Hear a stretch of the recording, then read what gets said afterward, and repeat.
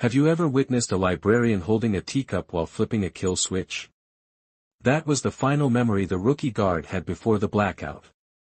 It was hazy, but he insisted it wasn't the tea. What frightened him was the serene way she blinked when the vault doors slammed shut, enclosing 10 armed men. She looked like she was shelving half the secrets of the government the same way someone might put away a romance novel.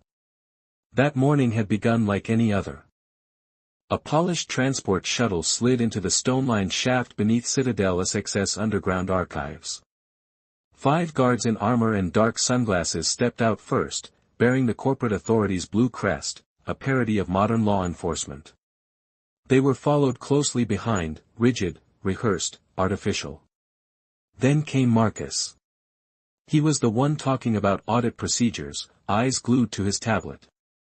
Trailing them was a junior technician, badge crooked, eyes skeptical. He was there to inspect the oldest sealed wing in the National Vault Library, to verify structural integrity and compliance.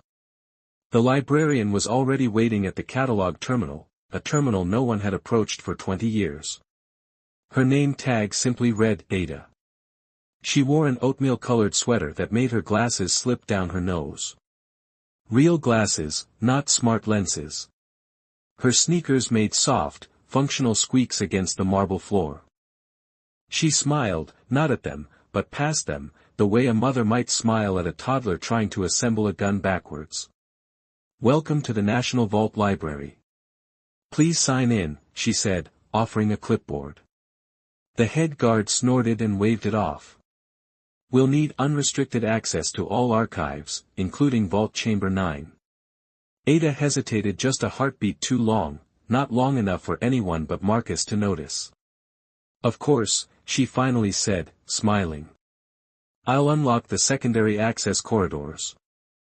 The guards followed her past towering shelves and buzzing servers, wearing expressions that barely concealed their contempt, like tourists in a dusty museum.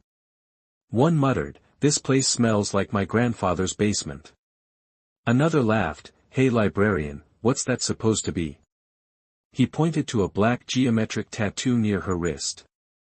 Ada looked down as if she'd forgotten it was there. "It's a seal," she replied calmly. The joke would have landed if they hadn't burned the registry containing the meaning of that mark. The head guard coughed and barked, "Stand down, Carton. Let's just move on." Still grinning, he pulled out a scanner. "Let's see if it still scans. Bet it brings up a library card." Carton wasn't done. He reached out before anyone could respond. Ada caught the scanner midair. Her reflexes were unnatural, like watching an elderly cat snatch a bird from the sky. She powered it down and handed it back without a word. "Some doors," she whispered, "should remain closed." Carton scoffed and turned away, muttering, "Librarians." Marcus didn't laugh. He noticed Ada's hand, how it trembled just slightly before she pulled her sleeve down. He followed the others, but something felt wrong. The lights were too still, the hum of the archive too uniform, like a place holding its breath. By late afternoon, the team had reached the threshold of Vault Chamber 9. Ada remained at her desk, pretending to catalog. Marcus tapped his comms, confirming the arrival of a new stack of sealed scrolls. Deep beneath them, a gamma-level override had been activated. Ada, without looking up, stopped writing. A faint vibration rolled across the stone like a sigh. Reaching behind her terminal, she slapped her palm onto a panel that hadn't existed 10 seconds earlier. It beeped softly. A drawer opened, revealing a small device etched with the same ink as her tattoo. Next to it, a single glove. Somewhere deeper in the vault, a red alert alarm chirped.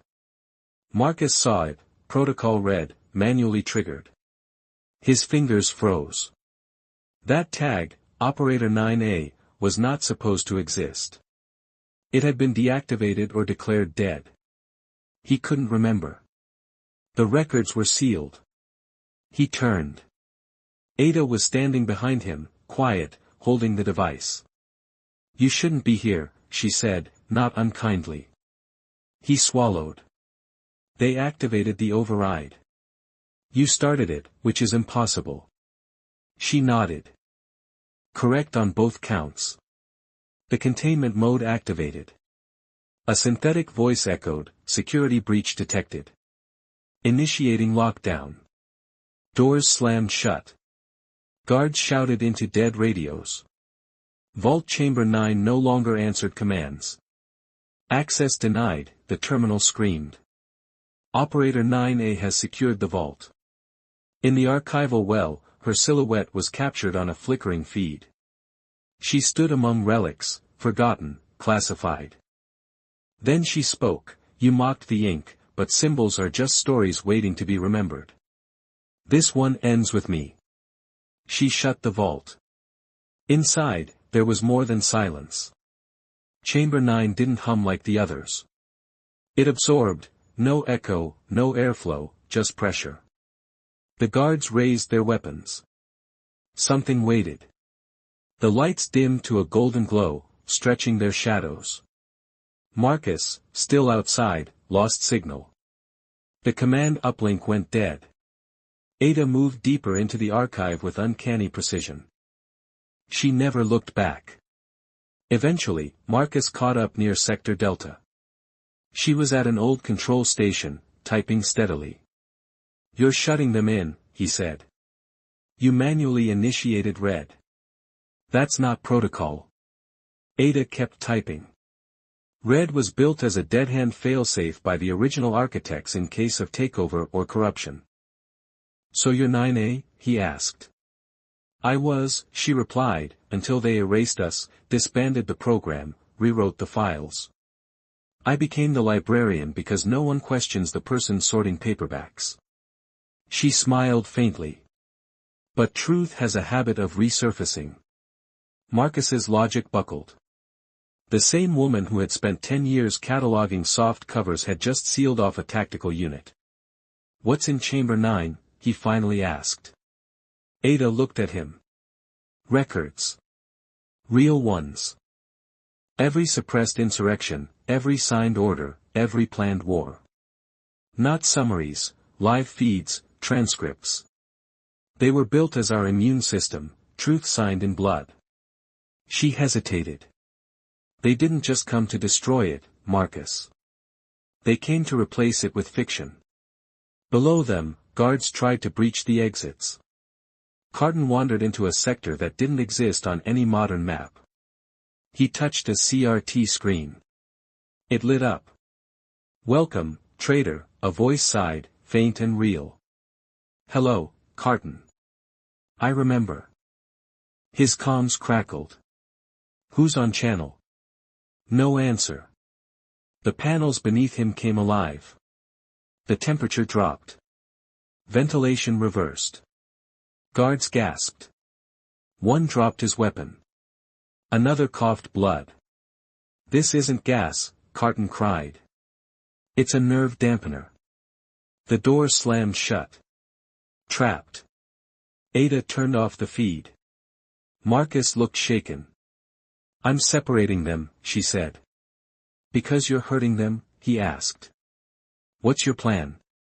She retrieved a capsule glowing faint blue. "This is the master key, pre-corporate alliance.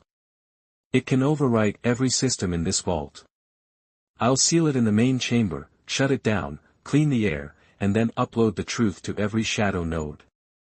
The files included names, and when they were made public, each one of them had something they didn't want to be seen. One attempted to record a camera, another turned off a drone, but the vault's entire structure contained the truth, not the gadgets. As Marcus watched Ada enter the key, he noticed that every effort to stop it simply made the walls pulse brighter in defiance. He took a step back as the lights in the middle port rippled outward in concentric rings. Unconsciously, a panel on the floor slid open, revealing a huge spiral of servers resembling a drain pipe extending below. The air tasted metallic and charged, like being in a thunderstorm. She gave him a data crystal. "It serves as a fallback," she said. "In case I don't initiate the last protocol. Use the passphrase on the card I gave you to access the remaining nodes."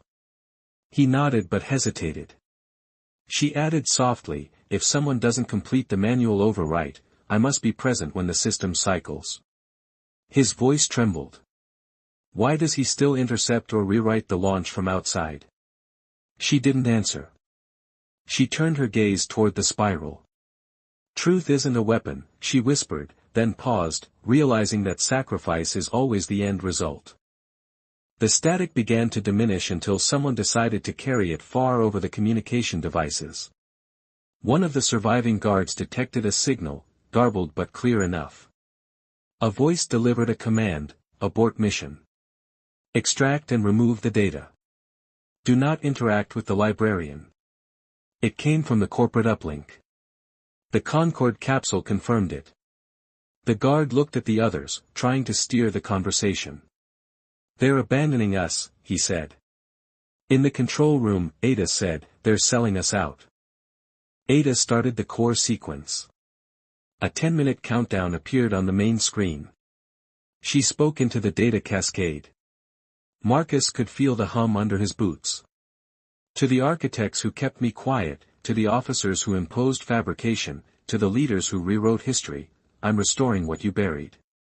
If you wanted the world to forget, you should have destroyed all the copies, including mine. Data poured from nodes into the center column, syncing with off-site backups. As the system unlocked each sealed vault, dead relays in satellites, cell towers, and abandoned buildings were activated by shadows. A final message queued for worldwide transmission. History was sent by mesh nets, and it belonged to them now. When he remembered, Ada turned to Marcus and grinned. You should go now. The passageways began to reorganize. They rushed toward the exit shaft. Sensing his departure, panels moved into place behind him. Emergency lights blinked in time with the countdown. Along the walkway, he climbed to the upper floor, entered the elevator, and looked down through the window. The flickering lights below, the surface hatch opened. It revealed a woman encircled by memories no one else dared to save.